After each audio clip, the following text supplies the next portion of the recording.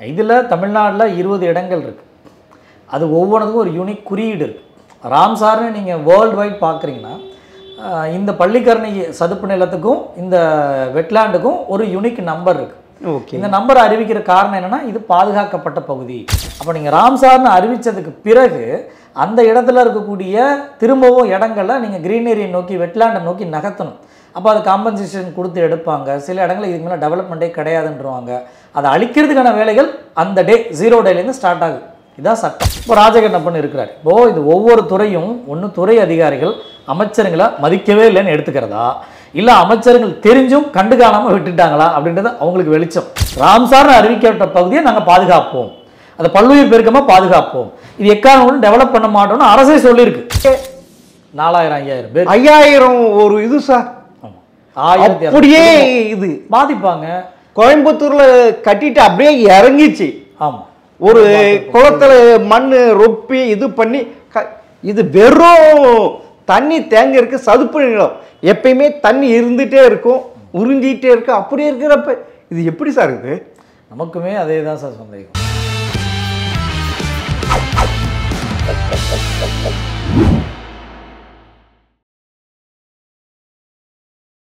GeM TV நேயர்களுக்கு வணக்கம். அரசியல் ஆடுகள பகுதியில் அறப்போர் இயக்கத்தின் செய்தி தொடர்பாளர் ராதாகிருஷ்ணன் அவர்கள் சந்திப்பவர்கள். வணக்கம் சார். வணக்கம்.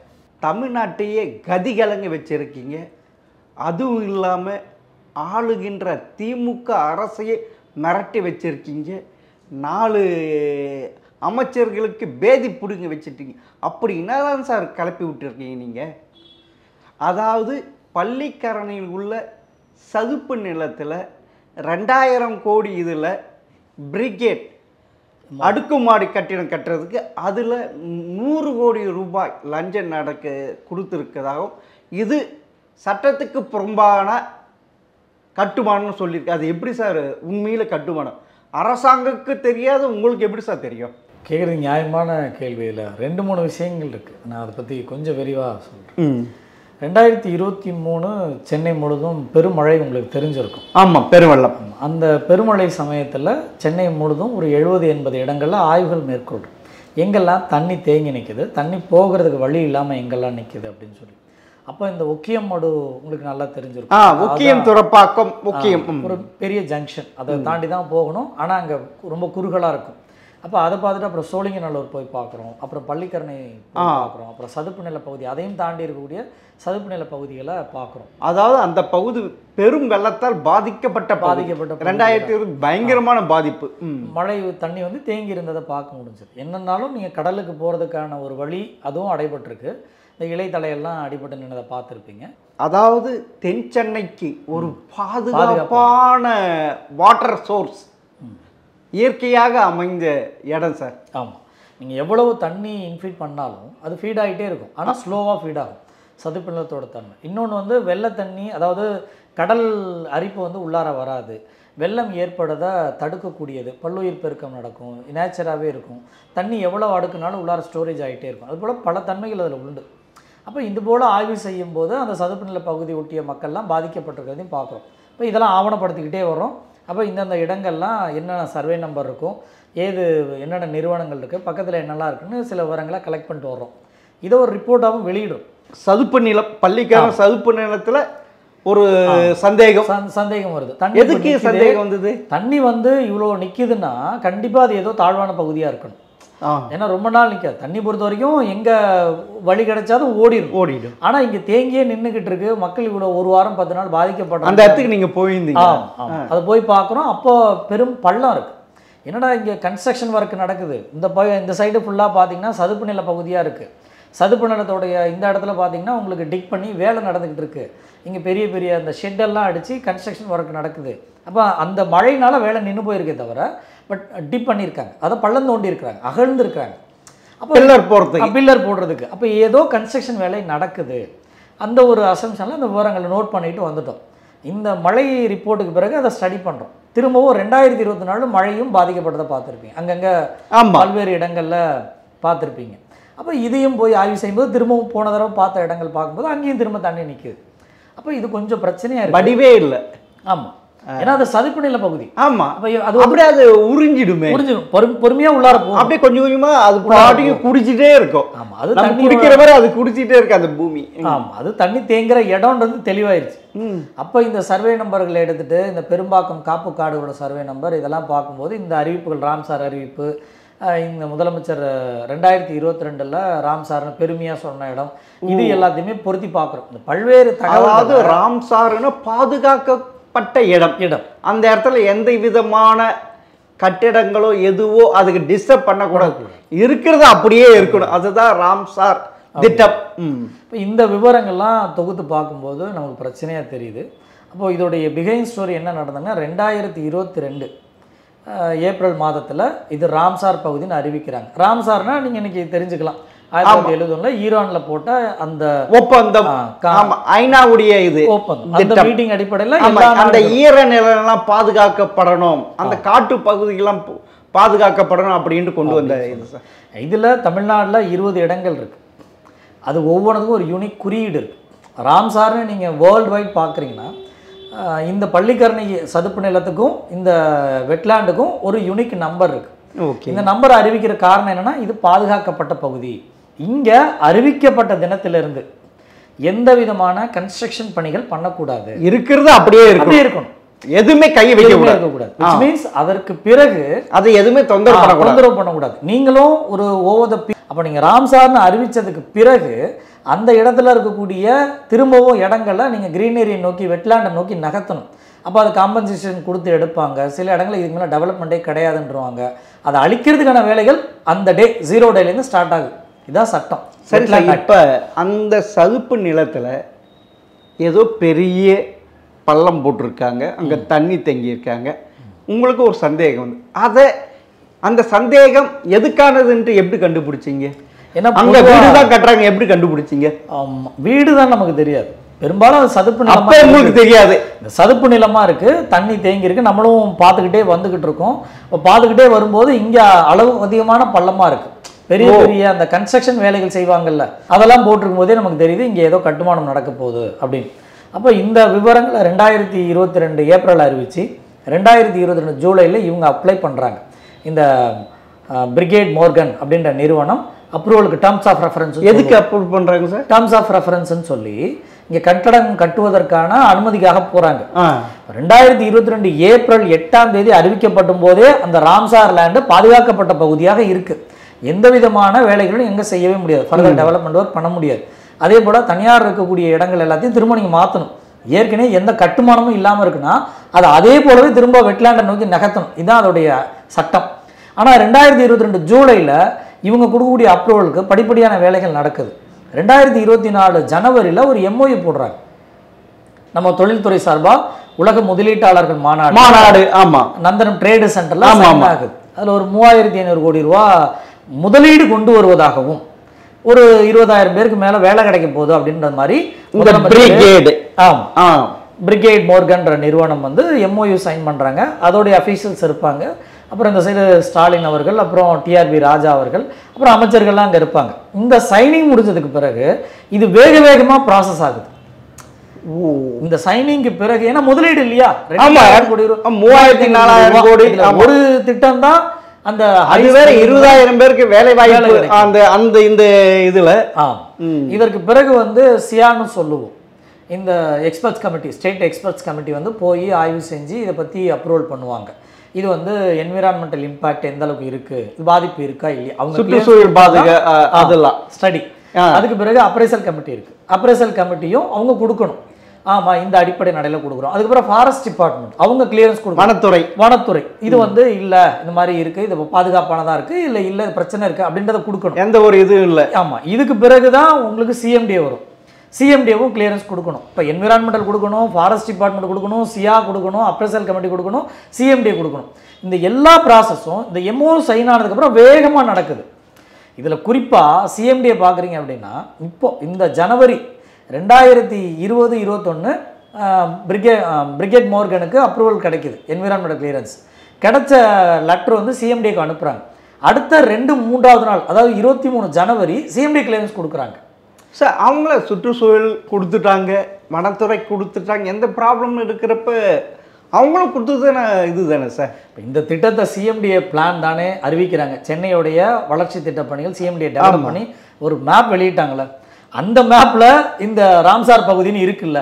அப்போ இந்த ராம்சார் பகுதிகள் அப்ரூவல் என்விரான்மெண்டல் கொடுத்துருந்தாலும் நான் கொடுக்காம அங்கே கை வைக்க முடியாதுன்னு தெரியும்ல. அப்போ அமைச்சர் சேகர் பாபு அவருக்கு இது தெரியாதா? இந்த மேப் வெளியிட்டதே தெரியாதா? இல்லை அப்ரூவல் என்ன கொஞ்சம் கூட மதிக்கல? சேகர் பாபு வந்து அறநிலைத்துறை அமைச்சர், அவரு சிஎம் இதுல அவர் பார்க்குறாரு. அமைச்சர் வந்து நமக்கு என்னன்னா அவர் தான் அறிவிக்கிறார் இந்த மேப். அதில் சர்வே நம்ம என்பரை பொறுத்த வரைக்கும் ராம்சார்க்குள்ளே இருக்குது. ஒன்று அவரையே மதிக்காமல் துறை செஞ்சாங்களான்னு அவர் தான் சொல்லணும். அப்போ சரி, இது இப்படி இருக்கு. சுற்றுச்சூழலுடைய செக்ரட்டரி அவர் எப்படி அனுமதி கொடுத்தாரு? ஒவ்வொரு இடத்துலையும் இப்படி தான். இப்போ நீங்கள் சிஎம்டி சுற்றுச்சூழல் துறை அமைச்சர் தங்கம் தென்னரசு. அப்போ நீங்கள் சொல்கிற பிரிவில் பார்த்தீங்கன்னா வனத்துறை அமைச்சர் பொன்முடி இருந்தார். அதே போல நீங்க ஃபாரஸ்ட் டிபார்ட்மெண்ட் எடுத்துக்கிட்டீங்கன்னா அங்க ராஜகண்ணப்பன் பொறுத்த முன்னால அப்புறமா அதுல தான் பொன்முடி இருந்தார். இப்போ ராஜகண்ணப்பன் இருக்கிறார். இப்போ இது ஒவ்வொரு துறையும் ஒன்று துறை அதிகாரிகள் அமைச்சருங்களை மதிக்கவே இல்லைன்னு எடுத்துக்கிறதா, இல்லை அமைச்சர்கள் தெரிஞ்சும் கண்டுகாணாமல் விட்டுட்டாங்களா அப்படின்றது அவங்களுக்கு வெளிச்சம். இப்போ நமக்கு இங்கே என்ன பிரச்சனைனா, இந்த அப்ரூவல் எப்படி நடந்ததுன்னு அப்படியே ரிவர்ஸில் போனீங்கன்னா ஃபாரஸ்ட் டிபார்ட்மெண்ட் ஒரு ரிப்போர்ட் கொடுக்குறாங்க. இது வந்து பள்ளிக்கரணையிலேருந்து 65 மீட்டர் இருக்குது அப்படின்றாங்க. பட் ஆக்சுவலி ஜீரோனா அது இனிஷியலாகவே இருக்குது, அதே இடத்துல இருக்குது. இப்போ பள்ளிக்கரணைன்ற ஒரு ஏரியாவோட சதுப்பு நிலத்திலே இருக்கு. நீங்க சொல்றது அந்த நீங்க சொல்றது தள்ளி இல்ல நீங்க இன்னைக்கு போனீங்கன்னா கூட அந்த பிரிகேட் மோர்கனுடைய கன்ஸ்ட்ரக்ஷன் வால் இருக்குல்ல, அந்த வால் சதுப்பு நிலத்திலே இருக்கு. பவுண்டரி அங்கதான் இருக்கு.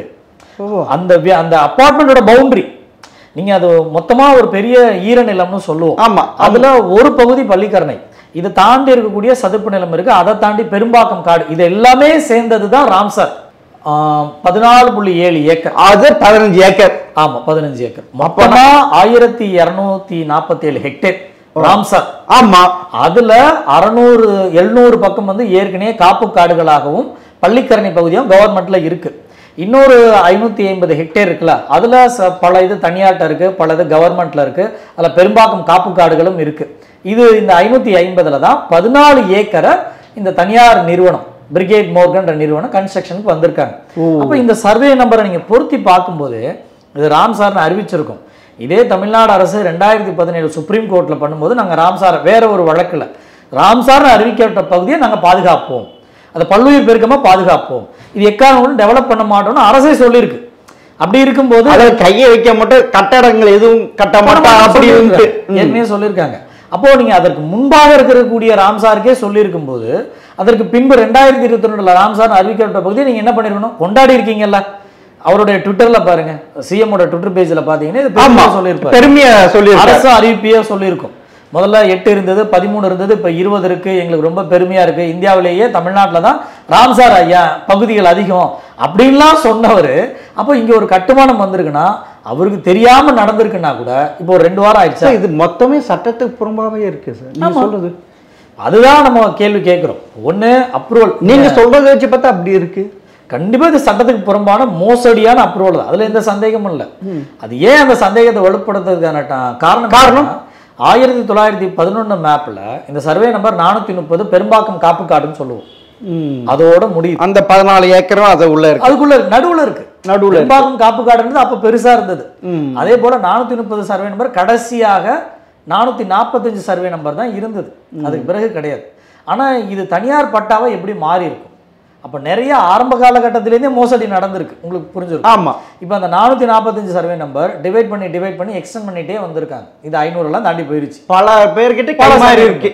எப்படி பண்ண முடியும்? முன்னால ஒரே ஒரு சர்வே நம்பரா இருக்கு, காப்பு காடா இருக்கு, அது எப்படி டிவைட் ஆகுது? அப்போ இது பல காலமாக நடந்திருக்குன்றது. நீங்க முன்னொன்னு வனத்துறையில எதுவுமே கையை வைக்க கூடாதுன்ட்டு ஒரு இது இருக்கு வனத்துறை. ஆமா, இப்ப பெரும் போராட்டங்கள்லாம் நடத்திட்டு இருக்காங்க. அப்படி இருக்க இந்த காப்பு காடுன்னு அறிவிச்சது பிறகு வனத்துறையோட வேலை என்ன? இதை நான் டிவைடே பண்ண மாட்டேன், நீங்கள் யாரை கேட்டு டிவைட் பண்ணீங்க ஆரம்பத்திலே கேட்டிருந்தா அந்த பிரச்சனை முடிஞ்சிருக்கும். அதில் பல மோசடிகள் நடந்திருக்குன்னு வச்சுக்கோங்களேன். பல மோசடி. ஏன்னா இது எப்படி மோசடி ஆயிருக்கும்? என்ன மாதிரி மோசடி? ஒன்று இந்த சப்டிவைட் பண்ண அதில் ஆரம்பிச்சு அதுக்கு பிறகு பல்வேறுபட்ட நம்பர்கள் பட்டாவாக கொடுக்கப்பட்டதெல்லாம் மோசடி தான். நீங்கள் அது ஒரு பக்கம் வச்சா கூட இந்த 2022 காப்பு நீங்கள் ராம்சார் பகுதியை அறிவிச்சதுக்கு பாதுகாக்கப்பட்ட நிலைமை அறிவிச்சதுக்கு பிறகு நீங்கள் அந்த சர்வே நம்பரை ஃப்ரீஸ் பண்ணியிருக்கணுமா இல்லையா? ஆமாம். இப்போ அதுக்கு பிறகு நீங்கள் அப்ரூவல் கொடுத்தது ஒன்று நம்மள்ட்ட எக்ஸாம்பிளே இருக்குது.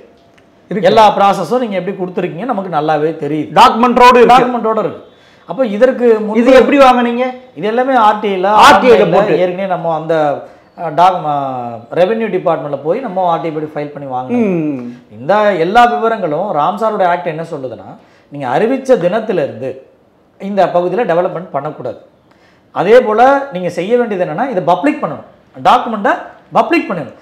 எந்த தெரு வழியாக எந்த பார்டர் வழியாக இது இருக்குன்னு நீங்கள் பப்ளிக் பண்ணியிருக்கணும், பொதுமக்களுக்கு அறிவிச்சிருக்கணும். இன்னைய வரைக்கும் இல்லை. இனி இந்த சதுப்பு நிலத்தை எதுவுமே பண்ண முடியாது என்று யாரும் வாங்காதீங்க, போலி பட்டா போட்டு வாங்கினாலும் எதுவும் வாங்காதீங்கன்னு அறிவிச்சிருக்கணும். இது அறிவிச்சிருக்கணும், பொதுமக்களுக்கு அறிவிச்சிருக்கணும். மக்கள் மீது அக்கறை கொண்ட அரசா இருந்தா இதை அறிவிச்சிருக்கணும். அறிவிச்ச நீங்க பெருமையா கொண்டாடுனீங்கல்ல, அடுத்த நிமிஷம் என்ன பண்ணிருக்கணும், இந்த ஏரியாலாம் நாங்க மார்க்கிங் பண்ண வேண்டியது இருக்கு, இதுல எந்த பத்திரப்பதிவுகளும் தெரியாதுன்னு. பத்திரப்பதிவுத்துறை யார்கிட்ட இருக்கு? அரசுக்கு தானே இருக்கு. உடனே அமைச்சர் மூர்த்தி அவர்களை கூப்பிட்டு இந்த பகுதியில் எந்த சர்வே நம்பரும் பதிவு பண்ணாதீங்க, நாங்கள் ராம்சார்னு அறிவிச்சிட்டோம், நாங்கள் எக்ஸாக்டாக ரூட்டிங் போடணும், கிரவுண்ட் ரூட்டிங் போடணும், வெயிட் பண்ணுங்க சொல்லியிருக்கலாமா இல்லையா? அப்போனா இந்த பத்திரப்பதிவு நடந்திருக்குன்னா அமைச்சர் மூர்த்திக்கும் இதில் ஏதாவது இருக்கு? எல்லாமே விசாரிக்கப்படணும்னு தான் கேட்குறோம். ஏன்னா இது வந்து சில இது இப்போ நடந்திருக்கலாம், சில இது பல வருடங்களுக்கு முன்பாக கூட பண்ணியிருக்கலாம். அங்கே வேற வேற ரியல் எஸ்டேட் இந்த ராம்சார் வரதுக்கு முன்னே அது கூட இருக்கலாம், அவங்க பிரிகேட் வாங்கியிருக்கலாம். இப்போ நமக்கு என்னன்னா அது முன்னாலே வாங்கினது அது பெங்களூர் பேஸ்ட் நிறுவனம், அது கண்டுபிடிக்க முடியல. நிறைய சப்டிவைடட் ஆயிருக்கு. ஏற்கனவே சேகரன் ஒரு ரியல் எஸ்டேட்டை வாங்கினதெல்லாம் சொல்லப்பட்டிருக்குன்னு வச்சுக்கோங்களேன். நமக்கு என்ன சிக்கல்னா, நீங்கள் பழச ஒரு பக்கம் விட்டுருக்கு, 2022 அறிவிச்சாச்சுல, உங்களுக்கு எந்தெந்த ஏரியான்னு எக்ஸாக்டாக தெரியாதுல்ல. அப்போ தெரிகிற வரைக்குமாவது இந்த பகுதிகள் சர்வே மற்ற விவரங்கள் டெவலப்மெண்ட் பணிகள் நிறுத்தப்படுது அப்படின்னு சொல்லியிருக்கலாம்ல சார். ரொம்ப ஃபாஸ்ட்டாக வந்திருக்கேன் சார். அதாவது உலக முதலீடு மாநாடுன்ட்டு போகிறது 2024 நடந்திருக்கு, ஜனவரி 7-8 நடந்திருக்கு. ஆமாம்.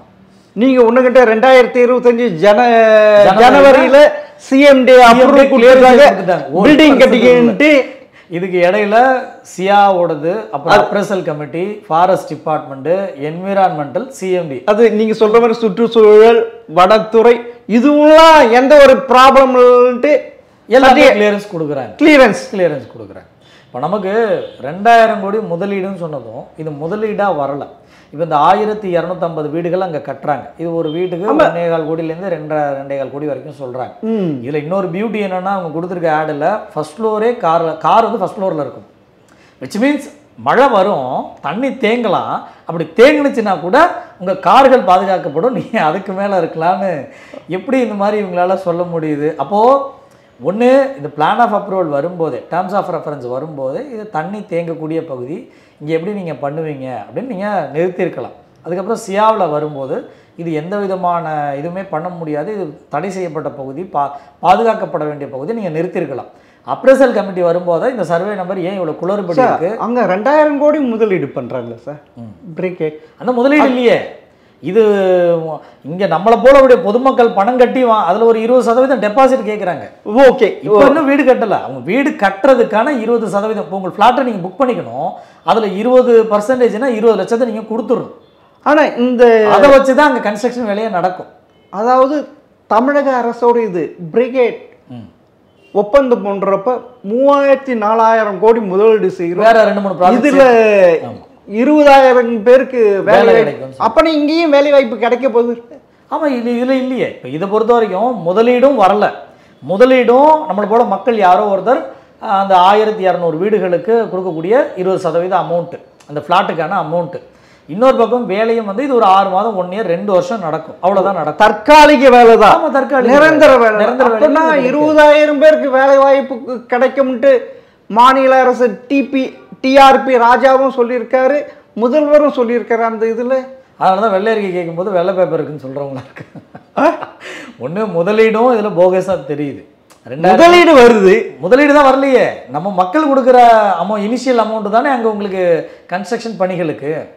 நீங்கள் கொடுக்கக்கூடிய உங்களை போல என்ன போல நம்மளை போல இருக்கக்கூடிய யாரோ ஒருத்தர் தான் இந்த ஃப்ளாட்டை புக் பண்ணிட்டு 1250 வீடுகளில் கட்ட பொருள் யார் அட்வான்ஸ் கொடுத்து புக் பண்ணி அதை வச்சு கட்டுறாங்க. முதலீடே கிடையாது. முதலீடே கிடையாது. அப்போ கொஞ்சம் போட்டு மீதி எல்லாம் மக்கள் கிட்ட வசூல் பண்ணி கட்டுறாங்க. அந்த கன்ஸ்ட்ரக்ஷனுக்கு அதிகபட்சம் ஒரு 400 கோடி ஆகலான்னு சொல்றாங்க. ஆனா இவங்க வாங்க போறது 2000 வீடு, 2000 கோடி.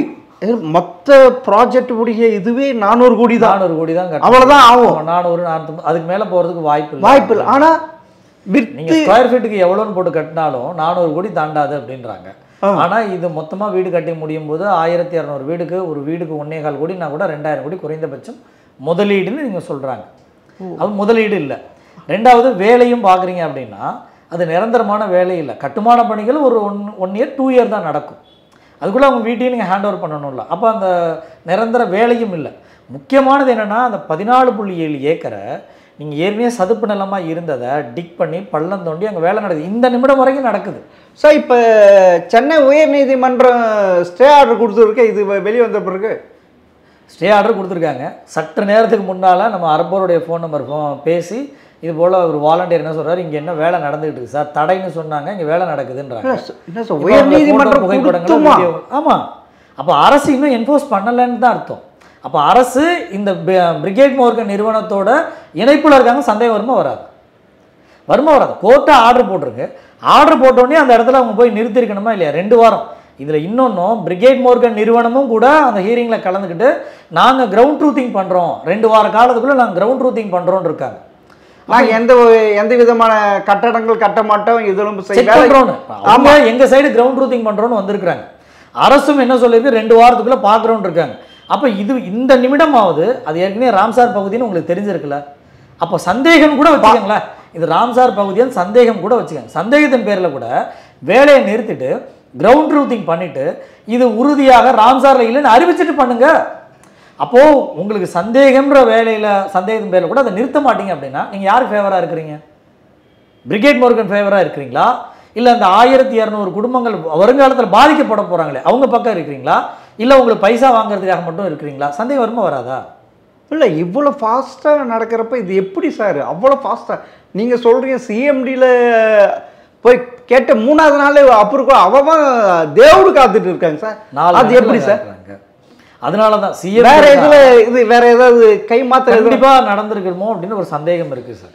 நமக்கு என்னன்னா இப்போ இதெல்லாம் இல்லை, நீங்கள் 100 கோடிக்கு கிட்ட லஞ்சம் இதில் விளையாடி இருக்கலாம்னு சொல்கிறீங்க. ஏன்னா 2000 கோடி சார், 2000 கோடி நீங்கள் பட்ஜெட் அதில் இன்வெஸ்ட்மெண்ட்னு எடுத்துக்கிட்டிங்கன்னா கூட 2000 வீடுகளுக்கு 1200 வீடுகளுக்கு 1.25 கோடியிலேருந்து 2.25 கோடி வரைக்கும் அதில் வாங்குறாங்க. அப்படின்னா நீங்கள் இதில் 10% வச்சிங்கன்னா கூட 200 கோடி. இனிஷியலாக நீங்கள் பொதுவாகவே 200 கோடி லஞ்சமாக போயிருக்கா நமக்கு இன்னும் உறுதியாக தெரியாது. உங்களுக்கு ஒரு சந்தேகம். ஆமாம். அப்போ நமக்கு என்னென்னா நீங்கள் இவ்வளோ வேலைகள் நடந்திருக்கு, நீங்கள் விசாரணைக்கு உட்படுத்துங்கன்னு தான் சொல்கிறோம். இப்போது இந்த அப்ரூவல் 65 மீட்டர்னு ஏன் கொடுத்தீங்க? ஃபாரஸ்ட் டிபார்ட்மெண்ட்டில் 65 மீட்டரில் இருக்குன்னு எப்படி கொடுத்தீங்க சார்? இதுவே தென்னிந்திய பசுமை தீர்ப்பாயம் சதுப்பு நிலத்திலிருந்து பள்ளிக்கரண சதுப்பு நிலத்து 1 கிலோமீட்டர் வரைக்கும் எதுவுமே இது பண்ணக்கூடாது அப்படின்னு சொல்லியிருக்கேன். நீங்க வெறும் எப்படி 16 மீட்டர்ல 60 அது எப்படி சார்? அது பசுமை தீர்ப்பாயம் இப்படியும் கொடுத்துருக்கு, இது இப்படியும் நடக்குது, எப்படி சார்? எதுதான் நாங்கள் நம்புறது? அரசு அதாவது சட்டமும் அதுக்குள்ள செயல்பாடுகளும் தெளிவாக இருக்குது சார். என்ஜிடி ஆர்டர் கொடுத்ததும் தெளிவாக இருக்குது. அவங்க அந்த இன்ஃப்ளூயன்ஸ் ஒன்று இதை தாண்டி 1 கிலோமீட்டர் சொல்லியிருக்காங்க. சார் பகுதி மட்டும் இல்லை, அதுலேருந்து 1 கிலோமீட்டருக்கு நீங்கள் எந்த விதமான எந்த டெவலப்மெண்ட் பணிகளும் பண்ணாதீங்க. சரி, இந்த பெரிய கார்பரேட்ஸ் நிறுவனங்கள் தான் பெரிய அளவில் கன்ஸ்ட்ரக்ஷன் கட்டுவாங்க. ஆமாம், அரசு தான் பெரிய அளவில் கன்ஸ்ட்ரக்ஷன் பண்ணும். ஒரு தனியார் வீடு கட்டுறது ஒரு 1000 ஸ்கொயர் ஃபீட்டில் கட்டலான்னு வச்சுக்கோங்க. ஆனால் இந்த பெரு நிறுவனங்கள் இருக்காங்களா அவங்க தான் பெரிய அளவில் பண்ணுவாங்க. அப்போ இதை யார் முதல்ல இன்ஸ்ட்ரக்ஷன் பண்ணியிருக்கணும்? அரசு தான். இந்த பகுதியில் உடைய பெரு நிறுவனங்கள் யாரெல்லாம் கட்டமைப்பு வேலை செய்கிறாங்களோ கூப்பிட்டு தம்பி ராம் சார்னு அறிவிச்சாச்சு, இதோட நிறுத்திக்க, முதல்ல நீங்கள் நிறுத்துங்க, உங்களுக்கு என்ன லாஸ் ஆகிருக்கு அதை நான் அரசு காம்பன்சேட் பண்ண சொல்கிறேன், நீங்கள் திரும்ப போங்க, அதை திரும்ப வெட்லாண்டாக மாற்றுன்னு சொல்லியிருக்கணும். ஒரு முற்போக்கான அரசுனா, மக்கள் மீது அக்கறை கொண்ட அரசுனா, இயற்கை மீது அக்கறை கொண்ட அரசுனா, இந்த பெருமழையிலேருந்து வெள்ளத்திலேருந்து மக்களை பாதுகாக்கணும். இல்லை சார், அங்கே வீடு கட்டினா 1250 குடும்பங்கள் இருந்தால் அது ஒரு சதுப்பு நிலம்.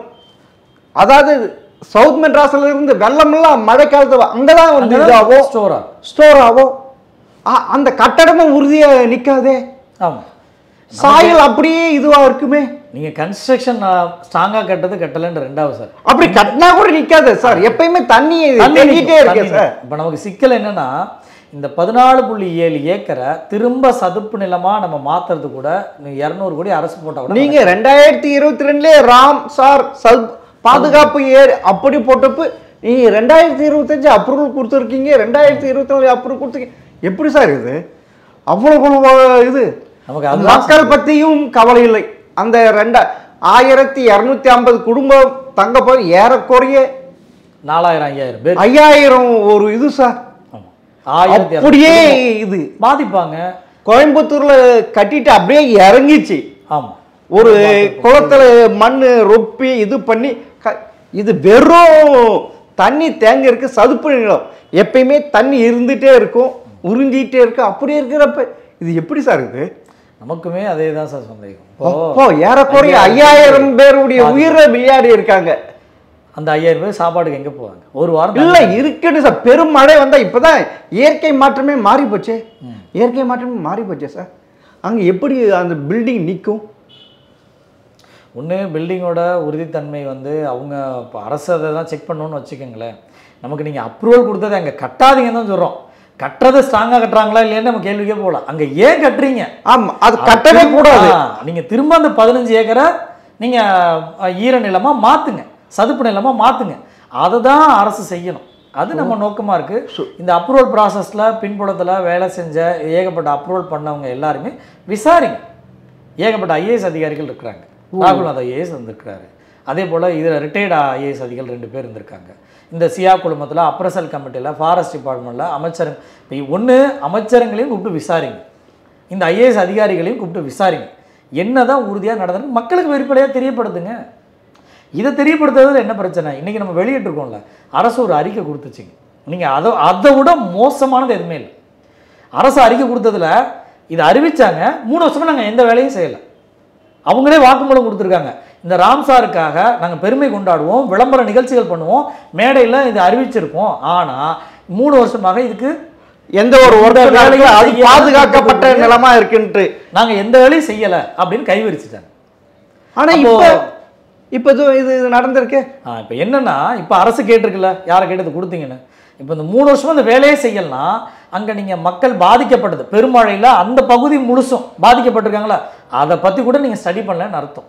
இந்த வழித்தடங்கள் போகிறதுக்கான நீர் வழித்தடங்கள் போகிறது ஏற்பாடு செஞ்சுருந்தீங்கன்னா இந்த பாதிப்பு வந்திருக்காதுல்ல, அப்போ அதை பற்றி நீங்கள் ஸ்டடி பண்ணலன்னு அர்த்தம். அப்போ இந்த வெள்ள பாதிப்பு, இந்த மழை பாதிப்பு கடந்த 2-3 வருடமாக நடந்திருக்குன்றதான் உண்மை. அதை தான் அவங்க வெள்ளை அறிக்கையாக கொடுத்துருக்குறாங்க. வெள்ளை அறிக்கை அதுதான் கொடுக்கணுன்றீங்க. ஆமாம், நம்ம இப்போவும் விசாரிங்க, குற்றவாளிகளை உள்ளார விரைந்த நடவடிக்கை எடுங்க. நீங்கள் சொல்கிறத 15 ஏக்கரை உடனடியாக மீட்டு. நீங்கள் சொல்கிறது பார்த்தீங்கன்னா ஐஏஎஸ் அதிகாரிகள், ஐஎஃப்எஸ் அதிகாரிகள், அமைச்சர்கள் எல்லாருமே விசாரிக்கணும் சொல்கிறீங்க. விசாரணைக்கு உட்படுத்தணும் சார். எப்படி சார் ஒரு தமிழக அரசு தான் தவறு செஞ்சு யாராவது ஒத்துக்குவாங்களா சார்? அவங்க கட்சி சார்ந்து இருக்கக்கூடியது வேற சார். ஆனால் மக்களுக்கானது, மக்களை காப்பாற்றுன்னு நினைக்கிறவங்க யாராக இருந்தால் என்ன, விசாரிக்கிறதுல என்ன தப்பு? வாங்க, உங்களுக்கு தெரிஞ்சிச்சு, ஆமாம் தப்புன்னு ஒத்துக்கிட்டு போங்க. நமக்கு என்ன பிரச்சனைனா, இதற்கு பிறகு நடக்காமல் இருக்கணும்னா இவங்களாம் விசாரணைக்கு உட்படுத்தினாதான். விசாரிக்கணும், இது தடுத்து நிறுத்தணும். ஆமாம், இந்த ராம்சார் அதாவது பிரிகேட் இப்போ நிறுவனம் மட்டும் இல்லை, வேற என்னெல்லாம் இங்கே டெவலப்மெண்ட் பணிகளோ அது எல்லாமே நிறுத்தப்படணும். அந்த பணிகள் நிறுத்தப்பட்டு திரும்பவும் வெட்லேண்டை நோக்கின ப்ராசஸை ஸ்டார்ட் பண்ணுங்கள். அதற்கு முதல் தரமாக இந்த 15 ஏக்கரை வெட்லேண்டை ப்ராசஸை நோக்கி நகர்த்துங்க. ஸோ நீங்கள் சொல்கிறத பார்த்தீங்கன்னா இதில் மாபெரும் மோசடி நடந்திருக்கு. ஐஏஎஸ் ஆஃபீஸரில் இருந்து, அமைச்சர்கள் இருந்து, பல டிபார்ட்மெண்ட்டில் இதில் அதுக்கு உட்பட்ட டிபார்ட்மெண்ட்டில் நடந்திருக்கு. அது வேறு நீங்கள் சொல்கிறீங்க 200 கோடி மேலே கை மீறி போயிருக்கலாம், கையூட்டம் பெற்றிருக்கலான்றீங்க. ஏங்க இவங்க 10% கமிஷன் பேசுறது 200 கோடி, அதுக்கப்புறம் 2000 கோடி முதலீடுன்னு சொல்கிறது அதுவும் மோசம். மக்கள்கிட்டயே வாங்கி இது கட்ட போகிறாங்க, அட்வான்ஸ் வாங்கி அவன் புக் பண்ணி அப்பார்ட்மெண்ட் புக் பண்ணி இதுன்ட்டு. இது பெரும் மோசடி மாதிரி சொல்கிறீங்க சார். பொறுத்திருந்து பார்க்கேன் சார். தமிழக அரசு உடனடியாக இதன் மீது நடவடிக்கை எடுத்தால் ரொம்ப நல்லா இருக்கும். சதுப்பு நிலம் பாதுகாக்கப்படும், வெள்ள அபாயத்திலிருந்து தென் சென்னை பாதுகாக்கப்படும், நீங்கள் இவ்வளோ தூரம் கஷ்டப்பட்டு அந்த நிலத்தையும் காப்பாற்றணும், மக்களையும் காப்பாற்றணுன்ட்டு இறங்கி இருக்க உங்கள் பணிக்கு எங்கள் வாழ்த்துக்கள் சார்.